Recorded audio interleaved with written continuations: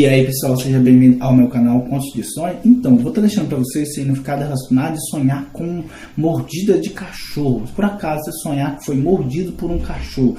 Então, a mordida de um cachorro, né, é normalmente caracterizada pelo elemento surpresa, que do nada você acaba sendo surpreendido por uma mordida, entendeu? É tipo de acidente, né, que é imprevisível. Deste modo, torna-se sempre, né, como um trauma. Se a cena se repete no seu sonho, talvez seja a hora de você repensar os receios que você possui. Provavelmente alguém que te desperta desconfiança e sensação de que você vai ser atacado a qualquer momento tipo assim, você pode ser atacado a qualquer momento por pessoas que te rodeiam, que você quanto menos espera, ela vai esperar a oportunidade certa e vai te atacar. Tipo quando um cachorro te morde no sonho, ela tá te dando aviso para você prestar mais atenção, para você abrir mais os olhos quem está ao seu redor, porque você não sabe o momento que ela vai te atacar. Então é um alerta muito grande para você, se sonhou com um cachorro te atacando, para você ter cuidado, não confiar em todo mundo, porque uma hora alguém que você tanto confia pode te morder, igual no sonho um cachorro te mordeu,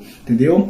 Então, a grande questão, né, é conseguir afastar o fantasma que te persegue, seja colocando ponto final em algumas relações ou até mesmo aceitando que o medo existe apenas na sua cabeça. Uma rotina saudável não inclui excesso de dúvida e questão, por isso é fundamental atentar para esta área em sua vida. Então, pessoal, deixei o significado de sonhar que você está sendo mordida, igual eu estou avisando, se você sonhou que você está sendo mordida, para você prestar muita atenção nas pessoas que te rodeiam, porque uma hora alguém pode te atacar.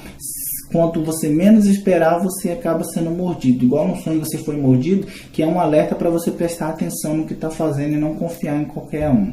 Entendeu? Então, pessoal, vou deixar outro significado para o próximo vídeo.